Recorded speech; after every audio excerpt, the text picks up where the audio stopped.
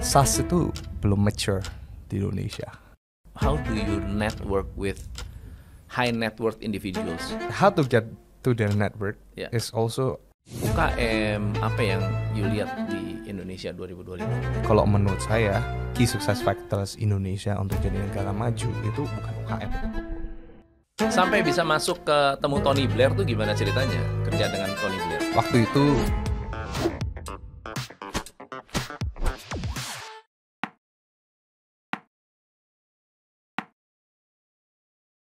Halo teman-teman, hari ini saya kedatangan tamu luar biasa. Beliau adalah entrepreneur, beliau juga sangat concern dengan entrepreneurship di Indonesia.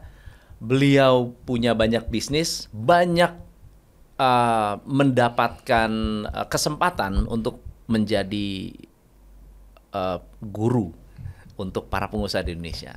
Beliau adalah Stanley Sebastian. Halo bro. halo Coach Tom. Thank you so much for coming. Yes, Happy New Year, Happy New Year. Happy New Year. Nih saya tuh pengen ngundang anak-anak muda yang out of my benar-benar di luar dari nalar saya. Kok bisa ada anak muda yang bekerja bersama Tony Blair, menghubungkan Indonesia dengan Starlink, ya Elon Musk, tapi nggak kelihatan gitu loh. Itu di balik layar, ternyata ada anak muda yang hebat ya. Thank you. Terus entrepreneurship-nya juga keren banget. Thank you. Again, thank you so much for coming. Thank you for Behind the inviting Business. juga, Coach Tom. Stanley, aku panggil apa? Stanley aja. Stanley, cerita dong your background Stanley itu apa sih? Background ya. Sekolah di mana, ya kan? Yes. Waktu kecil gimana? Aslinya dari Surabaya saya. Oh, Surabaya. Ya, aslinya dari Surabaya, tapi udah lama di luar jadi mungkin nggak kelihatan medok ya, nggak kedengeran medok. Nggak ada medok gitu ya, nggak ada ya. Mungkin tapi bahasa Jawa masih bisa? Isola ya. Isola. Jadi aslinya Surabaya saya.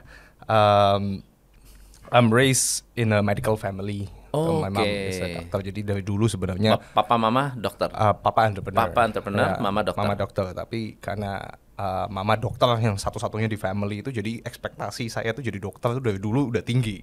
Oh gitu. Jadi saya expose lah to health industry dari zaman kecil gitu. Kemudian untuk masuk jadi dokter itu saya masuk di negeri, di SMA negeri. Nah, di SMA negeri itu temen baik saya dulu itu si Jerome Pauline. Oh gitu. Iya, itu satu kelas 3 tahun. Waduh, ini satu lingkaran ya, satu circle ya. Iya, kita quite kompetitif. Oh, Jerome Pauline itu orang Surabaya. Orang Surabaya. Oh, Medok kan dia. Baru tahu saya. Terus ya kita kompetitif lah, kita main semua, kita main bola, basket, paling sering kita main catur sama pingpong sih. Ya, emang pinter lah ya dia. Ya, orangnya kompetitif lah. Kita kompetitif ya? lah. Oke, kompetitif. Terus saya kuliah di UI, lulus saya kerja di Singapura. Saya dulu tuh manajemen consultant. Jadi manajemen consultant itu kerjaannya adalah bikin strategi yang nanti dikasih rekomendasikan ke para CEO. CEO-nya biasanya multinational companies. Jadi kalau kita ngomong manajemen consultant itu biasanya skill-nya tuh udah 100 plus. Udah corporates, udah di banyak negara, udah triliunan biasanya omsetnya. Kira-kira kayak gitu. Kenapa perusahaan besar masih membutuhkan manajemen consultant? Padahal mereka udah gede ya. Yes, karena biasanya ada jawaban diplomatisnya, ada jawaban realnya. Ya. Jawaban diplomatisnya, of course mereka masih mau third party view lah, third party point of view. Jadi rope in orang-orang yang notabene pinter, ngerti industrinya juga, kasih rekomendasi, dari third party itu kayak gini loh. Oh misalnya gini, contohnya ada private equity, dia mau caplok satu company. Ya kan, private equity ini punya analisisnya sendiri, tapi dia di stress test dengan hiring management consultant ini. Contohnya namanya itu commercial due diligence. Jadi kita mau lihat due diligence ini kalau mau caplok, apakah company ini dari sisi market tuh gede, revenue-nya sesuai apa enggak. Nah akhirnya valuasinya oke apa enggak, cocok enggak, sinerginya ada nggak untuk diakuisisi. Nah itu dari third party. Jawaban paling realnya sebenarnya ini yang saya spill di sini. Itu capnya yang penting. Jadi kalau misalnya capnya ini kan manajemen konsultan luar negeri kan. Betul. Kalau CEO-nya nanti ada salah di board manajemen, tinggal ngomong loh. Itu kan rekomendasinya si konsultan ini, konsultan A gitu. Jadi corporate itu karena kan kebanyakan CEO-nya itu juga bukan owner of the business, jadi dia ada mau cari perlindungan lah di sana. Beda mentalitinya kalau CEO-nya, ownernya sendiri, pasti dia mikir, oh ngapain kita spending uang segini banyak untuk hiring manajemen consultant. Nah bedanya di sana lah mungkin. Karena kan ini untuk multinational corporates ya. Sampai bisa masuk ke temu Tony Blair tuh gimana ceritanya kerja dengan Tony Blair? Nah ini a bit of luck juga lah pasti. A bit of luck, a bit of grace by God juga. Waktu itu Tony Blair's team itu lagi cari orang Indonesia, anak Indonesia yang sempat kerja di luar negeri. Jadi kayak diaspora. Backgroundnya manajemen consultant juga. Cocok tuh waktu itu. Ya udah balik. Memang saya juga punya interest di politik. Memang juga punya interest di government building the Indonesia, nation building lah kita bilangnya. Nation building. Jadi I'm hired in the Tony Blair team to advise the Indonesian government. Di Indonesia. Waktu itu posisi di mana? Waktu itu awalnya Singapura. Ke Bali, Pak. Belum ke Jakarta dulu. Kenapa? Waktu G20. I see. Jadi 2022 saya balik ke Indonesia. Gitu, waktu G20. Meninggalin tuh manajemen consultant. Manajemen consultant kan udah makmur kan ya? Ya, tapi again, saya tuh mau balik ke Indonesia. The end goal is to always nation build Indonesia. Build something, found something Indonesia, create a legacy di Indonesia. Karena at the end of the day ya, kalau saya quotes-nya bilang ya, saya bukan orang susah karena udah makmur kan di Singapura. Tapi saya mau susah untuk orang susah. Jadi saya mau help others to succeed as well. Sadis, man.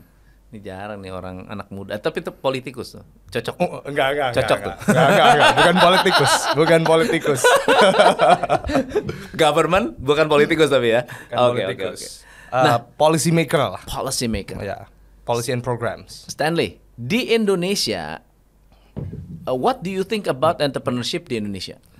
Entrepreneurship di Indonesia. Tadi kita sempat discuss sedikit ya. Entrepreneurship di Indonesia itu kalau kita benchmarknya, kita dari sisi makroekon ya, dari negara itu selalu kita lihat yang namanya entrepreneurial rate. Entrepreneur rate. Jadi berapa persen dari populasi sebuah negara itu yang populasinya adalah entrepreneur. Di Indonesia angkanya itu masih di angka 3,6 sampai 3,7%. Di sekitar segitu. Belum 4%. Government punya target untuk naikin jadi 4%. Kita benchmark paling gampang itu ke negara sebelah lah. Di Singapura. Singapura entrepreneur rate itu udah di 9%. Almost 3 times of Indonesia. Jauh banget. Bener, negara maju. US di angka 7%, plus. Jadi kalau kita ngomong negara maju itu identik dengan entrepreneurship. Kenapa? Kita ngomong Pak Presiden kita kan punya visi 8% economic growth, ya kan? 8% economic growth means 8% kenaikan year on year on GDP. Kalau kita zoom in GDP itu di Indonesia paling banyak contributornya, of course, private industry. I bet around 70% itu private industry. Private industry is identic to entrepreneurs. Tapi kalau kita ngomong tadi 3.7%-nya, itu kan quantity aja kurang. Tapi kalau kita zoom in lagi 3,7% itu, ternyata banyak calo masih dimasukkan. Banyak petani dianggap masih entrepreneur. Jadi kategori entrepreneur itu masih blur. Yes. Bukan orang yang punya omset berapa. No. Atau misalnya dia menghasilkan apa. Bahkan calo pun masuk entrepreneur tuh ya. Jadi sebenarnya kalau entrepreneur di Indonesia itu juga contributing UMKM. Betul. Nah, definisi dari Kemenkop UKM itu bisa di googling lah.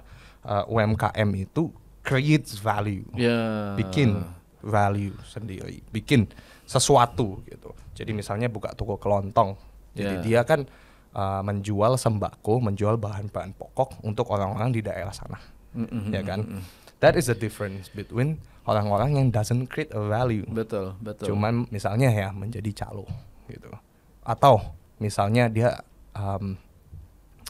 sebenarnya nelayan petani dia itu nggak bisa dikategorisasi sebagai entrepreneur. Betul. Karena dia itu kan raw materialsnya ya, dia yang bawa betul. raw materialsnya dijual kembali. Nah itu dia nggak menciptakan added value dari situ ya. Yes. Itu masuk kategori entrepreneur malah. Itu sebenarnya Sebetulnya harusnya enggak. Tapi di Indonesia dihitung. Yes, karena parameter di Indonesia itu adalah orang-orang yang enggak terikat kontrak dengan sebuah entity, dengan sebuah perusahaan udah dianggap jadi entrepreneur. Jadi freelancer tuh banyak dianggap sebagai entrepreneur. Oke, jadi sebetulnya agak misleading dan juga ya nggak bisa dibilang kualitasnya juga nggak bisa dianggap sama dengan negara-negara bahkan seperti Singapura atau Malaysia gitu ya. Exactly. Jadi we have a problem in terms of entrepreneurship dari sisi quantity masih kurang, tapi quality-nya juga ini yang lebih penting. Oke. Nah kalau kita ngomong gimana caranya naikin quantity sama quality ini, jawabannya juga dua, knowledge sama aset. Knowledge dan aset. Knowledge mean kompetensi dia, bagaimana dia bisa mengelola, ya kan, membuat scale up, membesarkan bisnisnya. Aset means capital dia, resources dia, orang-orangnya dia, kemudian network dia, partnership dia. Karena again, your network is your network kalau jadi entrepreneur. Betul. Makanya kamu bikin platform-platform edukasi untuk bisa mengajarkan entrepreneurship gitu ya. Yes, that's my passion lah. Bagaimana sebenarnya menyadarkan, apalagi anak-anak Indonesia yang very very potential. Hey, you can create value, you can found something. Hey, you can impact others people's life. Beda, bikin berubah hidup orang dari apa yang kalian bikin. Jangan hanya jadi ya istilahnya corporate slave lah. Betul. Jadi karyawan seumur hidup gitu ya. Yes. Oke, atau menjadi orang yang punya salary junkies ya. Yes. Hanya nunggu gaji aja. Yes, karena in my point of view, mungkin bukannya saya mau nge-brag gitu, tapi salary saya lumayan tinggi kemarin sebelum saya akhirnya quit. Tapi I right now feel that salary ini bisa jadi semacam drugs. Why? Benar. Karena kalau saya nggak ngapa-ngapain, saya juga akan dapat that certain amount at the end of the day. While entrepreneurs, you define your own numbers. Betul. Apa yang kamu kerjakan hari ini bakalan reflect to the numbers yang closing di akhir bulan ini. Benar. Stanley, apa bisnis yang pernah kamu bangun dari nol? Pernah nggak? Ada beberapa. Ada. Paling lama dulu sih bikin software house. Karena saya kan computer science. Jadi building software house, bikinin website, bikinin aplikasi. Tapi typically Coach Tom, saya tuh builder yang orangnya generalis. Jadi saya ini bisa belajar industri itu cepat banget. Almost all industry saya ngerti sekarang. Jadi kerjaan saya sekarang adalah IJV sama orang-orang yang spesialis di bidangnya. Jadi saya adalah strategy makernya. Saya bisa doing the fundraising dan all these people yang memang spesialis di bidangnya. Ini kira-kira industri yang saya kerjain sekarang ya. Ada sports. Ada F&B. Ada music movies, ada healthcare, ada bidang education, sama retail. Berarti masing-masing itu punya jokinya sendiri-sendiri ya? Ya, eksekutornya ada. Ya, punya general. GM-nya ya, generalnya jalan sendiri. Dan mereka adalah justru yang spesialis tuh. Yes. Oke. Saya yang generalis. How do you grow a business? Kalau misalnya ada kasus nih, misalnya ada orang, saya punya bisnis sporting goods atau nggak usah sporting goods, software house yang you udah pengalaman. How do you grow like SaaS company? Grow a SaaS company, it's case by case ya. Kalau kita ngomong SaaS company ya, kita deep dive di industri. SaaS itu belum mature di Indonesia. Kenapa? Karena SaaS itu kita ngomong jualan software. Betul. Human resource di Indonesia tuh semula itu. Jadi all these business owners pasti mikir dua kali, hey, daripada saya beli SaaS ini, kenapa nggak saya bayar admin aja? Bayar admin lebih murah gitu ya. Exactly. SaaS hitungannya 250.000 per kepala gitu kan. Exactly. Ada 30 orang udah berapa? Aduh, gue mendingan hire aja 2 orang udah cukup. Misalnya gitu ya. Chatbot lah, kita ngomong chatbot WhatsApp. Kita send tiap kali send message API itu harganya Rp600. 600 perak ya. Ya suruh admin aja ngirim satu persatu. Bener. Apa nggak lebih murah? Jadi SaaS di Indonesia sama US tuh beda. Jadi kita harus zoom out dulu, kita lihat secara strategically point of view, industri ini udah mature atau enggak, marketnya segede apa. Baru kita assess dari sana, oh ternyata ada gapnya di market ini. Karena ternyata drivernya itu ada ABCD, key success factornya ada ABCD yang dilakuin sama kompetitor. Dan kompetitor ini harus dilihat juga. Kalau misalnya kita ngomong market share, apakah kompetitornya itu di monopoli, apakah di duopoli, apakah fragmented. Kalau fragmented kan lebih kecil. Jadi kan pembedanya harus ada banyak. Kalau monopoli susah enter the market. Nah, jadi seorang konsultan itu kita biasanya pakai framework lah untuk nentuin market ini oke apa enggak. Company ini oke apa enggak untuk di-expand. Biasanya kita misalnya contohnya pakai Porter 5 Forces. Nah itu kita lihat threat-nya seperti apa, threat dari sisi substitutes-nya, dari sisi entry-nya itu sesusah apa, kemudian dari sisi supply sama demand-nya seperti apa, dan yang terakhir lihat dari sisi kompetisinya. Kompetisinya ini red ocean atau blue ocean enggak gitu. Betul. Ini menarik nih. Karena apa? Karena kalau entrepreneurship di Indonesia, mereka berpikir yang penting insting gue jalan. Sementara sebetulnya ada framework yang bisa dipakai untuk membantu pola pikir ya, cara kita berpikir. Nah, kalau misalnya case-nya SaaS company, katakan Indonesia sudah mature, how do you grow perusahaan software house seperti itu? Ada juga kan yang bergerak, ada banyak juga kan yang berkembang. Nah, beda-beda nih, Coach. Kita mesti ngomong kalau cara scale up itu ada B2B, ada B2C nih. Kalau kita ngomong SaaS company is very B2B. B2B is all about sales. B2B is about your network. Bagaimana kita biasanya ngomong ada strikernya, ada defendernya nih. Strikernya ini bagaimana cara dapetin lead sebanyak-banyaknya, dan dari sisi defender itu gimana caranya dia bisa eksekusi flawlessly. Karena defender ini juga at the end of the day it's marketing juga. Karena kalau kita ngomongin B2B dari sisi eksekusi jelek itu marketing. Kenapa? Marketing buruk. Jadi referralnya itu nggak ada satu. Kedua adalah advokasinya adalah advokasi ngomongin keburukan. Bukan kebaikan.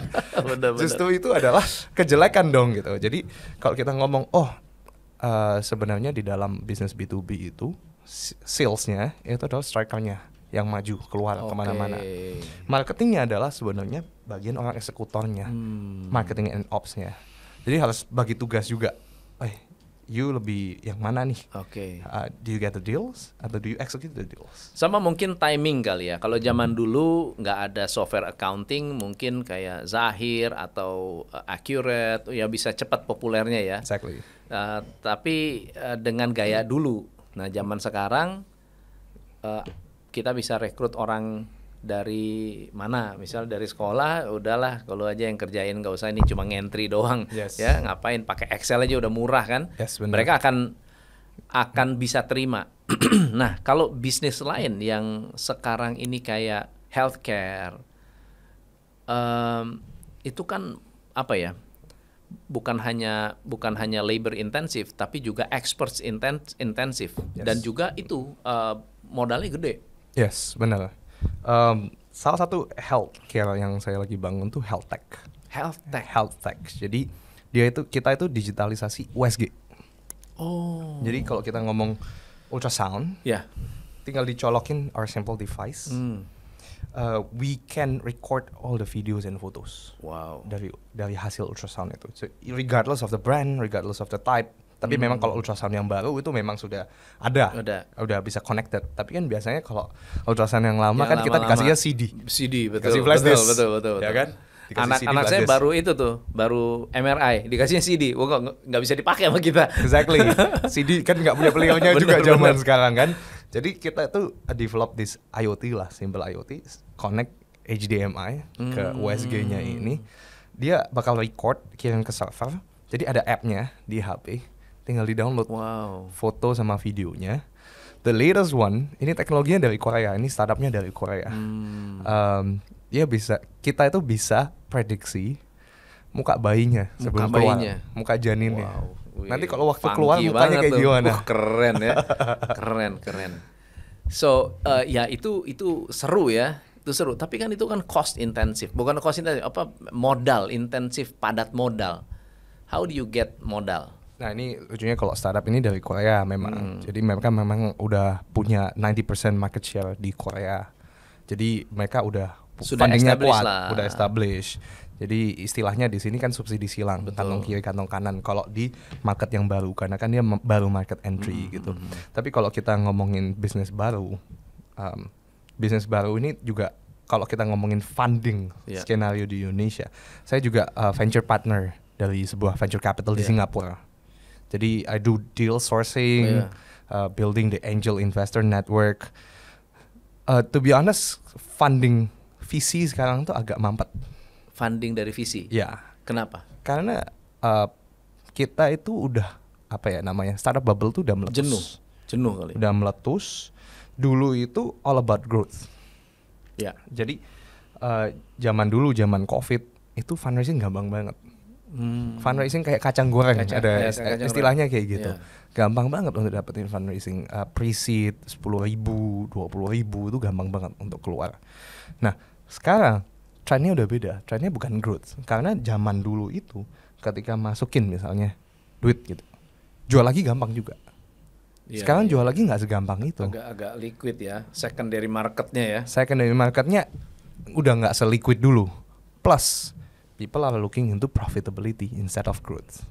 Kalau dulu semuanya kan growth, gimana nanti series A kita jual lagi, series B kita jual lagi, paper valuation semua. Sekarang kita ngomongin likuidasi. Duitnya ada nggak, bisa nggak, dividennya bisa ditarik atau enggak gitu ya? Dividennya bisa ditarik atau enggak. Jadi memang zaman dulu udah banyak yang menang lah, banyak kalau kita ngomong startup lah. Ada beberapa temen ya udah exitnya berkali-kali, coach 5 kali ada. Pernah nggak bantu dari konsep, misalnya dari ide, dari orang misalnya seorang gua artis atau misalnya gua adalah seorang pembicara, pengen punya produk, terus dibangun gitu, dikembangin sampai benar-benar ya kerasa lah salesnya. Oke. Mungkin gua kasih contoh, coach. Tapi nanti gua kasih contoh juga yang ini kalau nggak ada asetnya di awal, nggak ada artisnya. Iya. Kan case by case ya, beda ya. Case in point-nya yang pertama ini kita develop yang namanya Sombong. Sombong itu apa? Men skincare. Jadi siapa yang punya tuh? Kita di Sevenpreneur, ada Denny Sumargo. Ada supply-nya itu Pak Tancorp. Oke, Pak Hermanto. Ya. Jadi ini ada 3 different entity nih. Satu driver, operator, satu demand, satu supply. Jadi kita carinya adalah gimana cara kita gather best of both worlds. At cost demand, at cost supply, kita yang operasiin. Jadi kalian yang operate, yang jualan, iklan segala macam gitu ya? Kita yang cari CEO-nya juga. Jadi build the company from scratch. Yes. I see. Build the company from scratch. Jadi ceritanya adalah kalau saya tuh memang suka skincare. Saya tuh treatment lah. Beauty itu suka saya. Jadi always talk with my friends, teman-teman cowok. Hey, lu kok sekarang pakai skincare atau enggak? Nggak mau pakai skincare gitu. Kenapa alasan lu nggak pakai skincare? Ya ngapain? Gue nggak butuh. Gue pakai air aja bisa. Nggak usah pakai sabun cuci muka. Sabunnya biasa. Nggak usah sabun cuci muka. Sabun Lux aja udah cukup gitu ya. Nggak pakai air doang. Ini pakai air doang. Terus kalau gue beliin sekarang, lu kira-kira pakai nggak? Enggak. Kenapa? Ribet. Kata dia. 1 ribet. 2 step by stepnya terlalu banyak. Kalau kita ngomongin skincare kan biasanya ada moisturizer, ada tonernya, ada sunscreennya, ada essence-nya. Nah ini yang gue coba untuk bungkus jadi satu dan akhirnya di-deliver ke orang-orang. Nah ceritanya adalah pain points dari cowok-cowok ini ada 2. Satu, mereka nggak aware gunanya buat apa. Kedua adalah ribet pemakaiannya. Jadi lama makainya. Jadi gue gabungin ini ke dalam satu spray base multifunction. Cuma percet selesai. Moisturizer, toner, essence, sunscreen jadi satu. Tagline-nya ganteng gak ribet. Pakai salah satu KOL yang 96% audiensnya adalah cowok. Oke. Nah itu jadilah namanya skincare sombong. Tunggu, si Denny Sumargo punya share juga di situ? Punya share juga. Dia bukan KOL ya? Ya, jadi kita invest bersama-sama. Karena as I said, ada operator, ada demand, ada supply. Kita cari semua ini at cost. Berapa lama bangun dari scratch sampai first sale? Lumayan cepat lah kalau itu kan. Oh itu cepat ya? Pasti, karena kan ketika kan harus bikin formula segala macam itu kan cukup lama juga. Apa sudah ada? Kalau the whole skincare, karena ini kan sebenarnya kan ada Tancorpnya lah. Dia udah punya, ini udah disiapin beberapa license-nya sekitar 5 months. 5 months. Ya, 4-5 months. Sampai first sale. Wow. 4 to 5 months. Ya. Jadi sampai hari ini udah berapa lama? Almost 2 years. 2 years. Almost 2 years. Yeah. Revenue, average revenue. Lumayan lah. Lumayan Di ratusan juta lah per month. Wow. Omsetnya. Wow. Ya. Sementara skincare pada struggling semua sekarang gara-gara adoptif. Yes. Memang case by case ya. Memang kalau skincare tuh pasti akan naik turun. Naik turun tergantung seasonal. Karena it's very red ocean.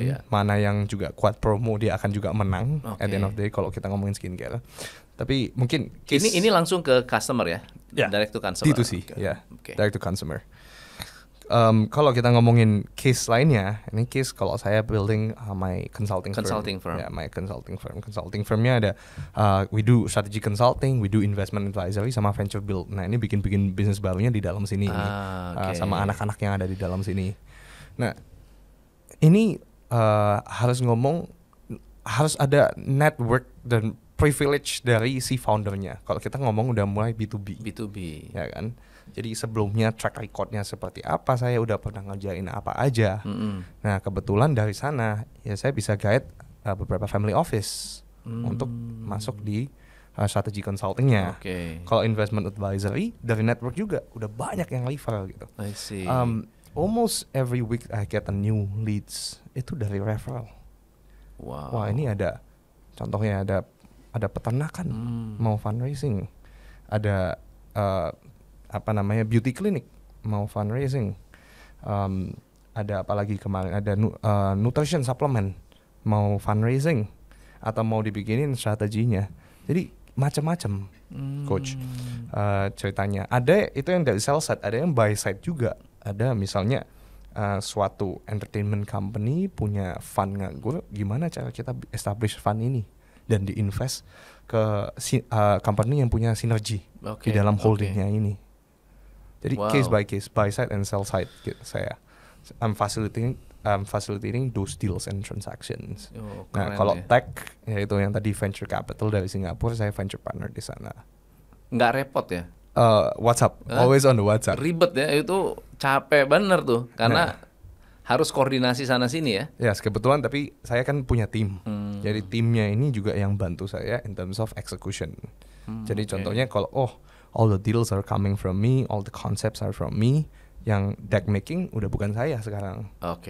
Yang deck making, slide making, financial projections and all that itu dihandle sama tim saya. How do you network with high net worth individuals? Ini ceritanya gimana cara gaul sama orang kaya gitu. Nah, yang punya duit dan mau taruh uang. Nah, gimana caranya? Yes. How to get to their network is also we need to follow their lifestyle. Pasti. Begitu. Ya. Jadi misalnya network saya ini kebanyakan karena saya tuh suka keluar ikut networking event dan saya tuh main semua sports. Almost every sport I play. Jadi every day I meet different people, I meet new people. Golf malah enggak ya? Golf saya nggak seberapa suka lah, karena nggak keringetan. Tenis, paddle. Ya, badminton. Jadi ketemu di situ. Ketemu di sana ada referral juga, masuk juga ke sana. Tapi how you build this is over the years. Nggak bisa kita kayak dalam 1 bulan, 3 bulan expect kita ada ini. I'm quite privileged as well. Saya anggota di Dewan Pakar Prabowo. Gimana ceritanya bisa masuk nih Dewan Pakar Prabowo dulu nih sebelum masuk ke sana? Ceritanya tentu ada hubungannya sama waktu saya di Tony Blair. Oke. Ya, jadi karena di Tony Blair, itu membuka pintu juga ya? Yeah, I do strategy, I do policy. Saya are exposed lah sama minister level. Dari beberapa minister yang berbeda-beda gitu. Of course, being friends sama politician ini juga bawa kesempatan saya lah untuk masuk sebagai kayaknya kamu bisa add value lah di sini. Jadi think tanknya untuk Pak Prabowo. I see. Jadi saya masuk di sana. Lanjut ke tadi networking dengan high net worth individuals, orang-orang yang kaya, orang-orang yang punya posisi. Ya, apa yang membuat mereka mau networking dengan kita? Kalau cuma olahraga aja kan nggak segampang itu.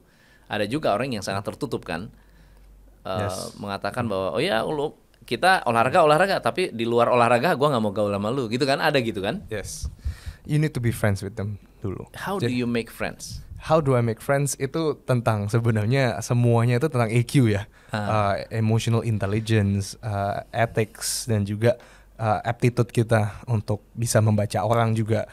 I highly recommend untuk teman-teman baca How to Win Friends and Influence People. Itu buku itu benar-benar membukakan mata saya lah. Gimana caranya kita itu bisa dapat attention dari orang. Gimana caranya kita itu bukan harus jadi center of attention tapi gimana caranya make people itu comfortable talking with us. Of course, friendship itu nggak bisa di-build over cuman days. Jadi memang harus banyak session yang sifatnya lebih private, ngobrol. Karena kalau dalam keramaian, of course people nggak akan seterbuka itu kan, compared to one-on-one session. Jadi pertama kali harus berteman dulu. Kalau kita misalnya ngomongin apalagi konglo gitu kan, wah itu sangat paling susah gitu. Betul. Kan. I don't need you, bisa jadi kayak gitu kan. Ada yang kayak gitunya. Of course I don't need you, I'm fine on my own.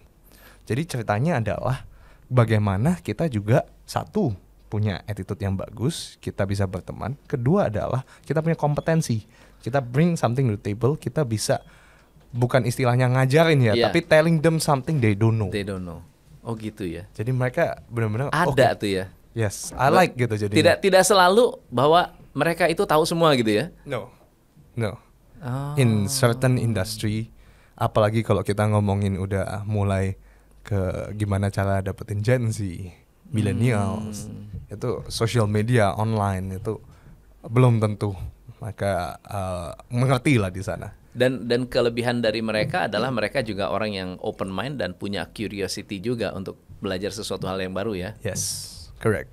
Nice. Oke, sekarang naik ke dunia entrepreneurship 2025. Okay.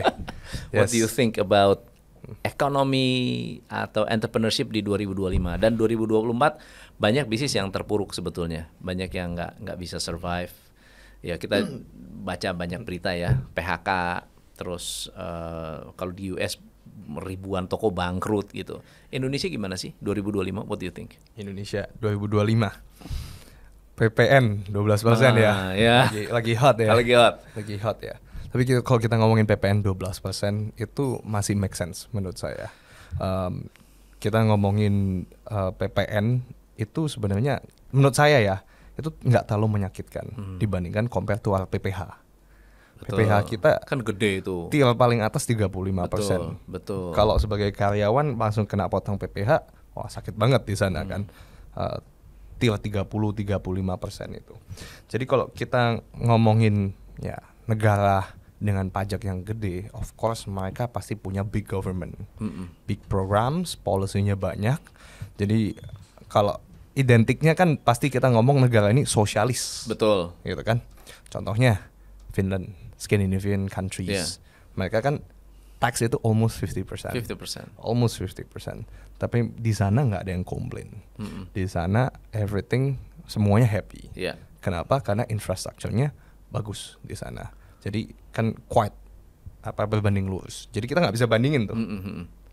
Kalau kita ngomongin paling simple kalau kita mau benchmark ya, GCC countries Gulf countries di Middle East ya, PPh mereka 0, nggak ada satupun yang ambil PPh. Tapi VAT, PPN itu lebih tinggi daripada kita, 15%. Di Saudi is 15%. Di UAE mungkin lebih rendah ya, I don't know 5 or 10%, tapi di Saudi is definitely 50%. Dan teman-temannya di situ, countries yang di situ. Jadi kalau kita ngomongin tentang pajak kenaikan 1%, ya sakit.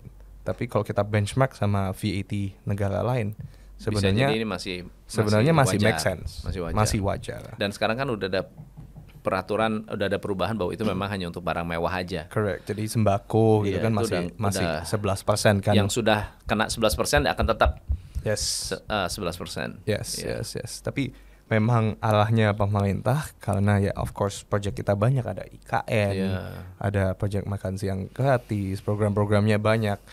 It's a big government. Jadi kalau kita ngomongin dari macroeconomic standpoint, of course taxes pasti harus ada. Nggak bisa taxes kita nggak ada.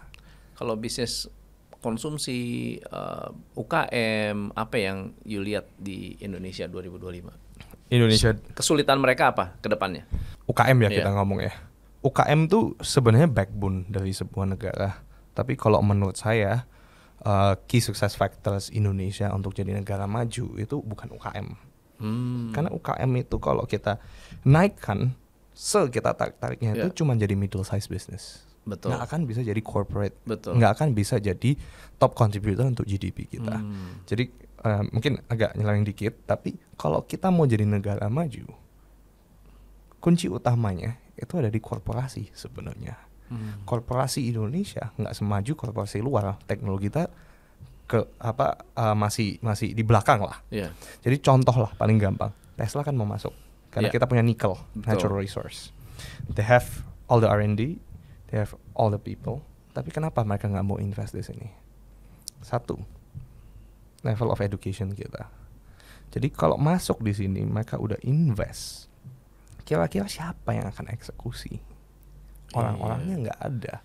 Jadi expert-expertnya juga harus dibawa dari luar ke Indonesia. Means mereka juga harus bayar lebih untuk cost of living, untuk accommodation dan lain-lain. Nggak practical, nggak feasible. Yang kedua adalah FDI kita. Policy FDI kita ini lumayan ribet sebenarnya untuk company luar establish. Izin-izinnya lah. Exactly. Mafianya. Kemarin saya bantu Starlink untuk di Indonesia. License-nya itu 50 plus, coach. Wow. Jadi dia itu harus akuisisi beberapa PT dalam negeri untuk dapetin license itu. Jadi yang dibeli bukan bisnisnya, tapi license-nya. Karena seribet itu untuk apalagi untuk beberapa sektor yang very important. Kan? Jadi harus ada intervensi dari pemerintah kalau memang kita mau improve and increase the amount of FDI, apalagi dari corporate company yang memang bisa accelerate growth dari negara ini gitu. Nah, back to UMKM. UMKM kalau kita ngomongin UMKM ini kan banyak fokus ke retail pasti. Consumer buying power itu lagi turun. Jadi people are trying to stop nih. Kalau misalnya nggak butuh-butuh banget, ya jangan beli gitu ya kan. Jadi kita again, bagaimana caranya kita main tetap sebagai UMKM di retail, tapi at the end of the day kita punya proposition kalau misalnya barang ini adalah must have, bukan nice to have. Barang ini adalah sebuah need, bukan want. Jadi kan sebenarnya contoh paling gampang adalah skincare aja lah. Emang 20 tahun lalu skincare itu orang-orang pakai? Enggak juga. Betul. Marketnya itu dibikin. Betul. Contoh lagi adalah ini yang paling legend lah menurut saya, tolak angin. Kalau di luar nggak ada tuh istilah orang masuk angin, sakit masuk angin tuh nggak ada loh. Tapi dia bisa bikin marketnya. Populer lagi sekarang tolak angin di luar negeri. It's a must have lagi. kalau saya traveling pasti bawa tulang angin. Ya kan? Karena saya kalau keluar sana susah. Ngomongnya apa ini? Apa enter wind. Masuk angin. Mau jelasinnya kan susah gitu, paling flu gitu kan. I'm catching a cold gitu. Tapi market Indonesia itu sudah dibentuk sebegitu bagusnya oleh Sido muncul. Kalau ada penyakit masuk angin tolak angin. Ya jawabannya tolak angin kan. Kalau jawabannya tolak angin, berarti you harus buy. It's a must have for you untuk ya melakukan aktivitas traveling dan lain-lain. Jadi kita harus lihat juga dari sisi UMKM, marketnya ini bakal stay apa enggak.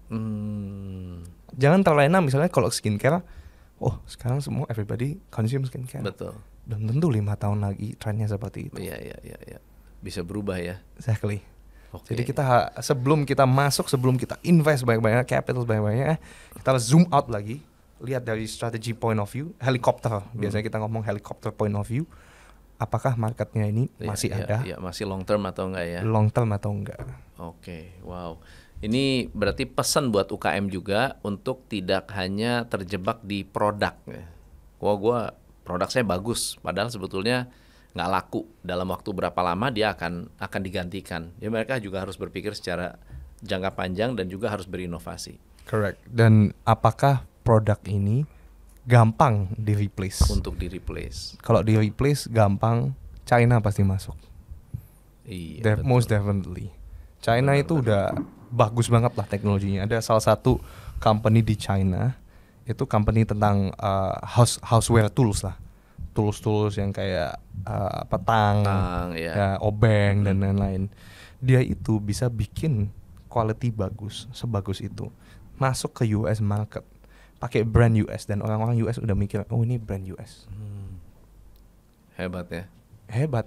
Bisa bikin quality bagus, sampai brandnya itu dikira, ini punya tanah air kita. Tanah air kita. Dicintailah sama mereka, ternyata dicintailah sama kita. Buatan cungko gitu ya. Exactly. Iya, keren. Jadi kita harus benar-benar waspada lah tentang tren-tren yang seperti ini. Penutup nih, pesan terakhir buat para entrepreneur yang sekarang sedang struggling, apa 3 tips yang Stanley bisa advice ke mereka yang sekarang sedang turun? Nomor 1, kayak tadi yang sempat kita bilang, always look on the helicopter point of view. If you are in struggles, always zoom out. Lihat dari atas lagi. Marketnya ini lagi oke apa enggak? Apakah kira-kira kita stop, kita pending, kita hold the operation, atau kita justru tambah lagi? Nah, dari sana translating into unique selling proposition. Apakah kira-kira produk kita, bisnis kita ini answers a dilemma or issue di dalam marketnya itu? Kalau ternyata isunya kita nggak di-solve, ini biasanya kita ngomongnya gimmick. Kenapa? Bener. Karena ini cuman dicoba, nanti orang nggak akan beli lagi karena nggak ada real problem yang di-solve. Sebagai businessman, sebagai entrepreneur, we always try to problem solve. We always try to give out a value to the table. Ini yang berubah dari hidup Anda. Kalau Anda konsumsi ini atau kalau pakai ini. Nomor 3, always look into your segment. Jangan harus kenal banget kenal banget sama customernya. Jangan misalnya ngelihat komputer A mainnya di segmen ini, ya udah kita ikut-ikutan semua. Karena dengan USP yang berbeda, pasti akan punya segmen yang berbeda. Segmennya sedikit beda lah. Misalnya geographically antara Jakarta Surabaya beda juga marketnya. Kalau kita ngomong economically beda juga. Ada yang sampai lebih detail di behavior lah. Ya ibu rumah tangga, ya pekerja kantoran, mereka kan punya behavior konsumsi akan berbeda-beda. Jadi KYC, know your customer. Wow, mahal tuh, benar-benar.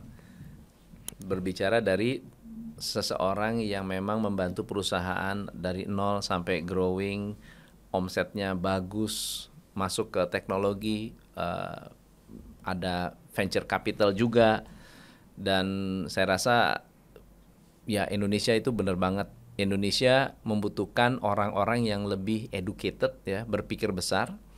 Tapi di sisi lain ya mereka juga harus bisa mengenal customer secara lebih mendalam. Exactly. Stanley, thank you so much for coming. Thank you, Coach. Ya, so teman-teman belajar apa hari ini? komen di bawah dan share insight yang kamu dapat di Behind the Business podcast kita hari ini. Saya Tom MC Ifle, salam pencerahan. Hanya di Top Coach Indonesia.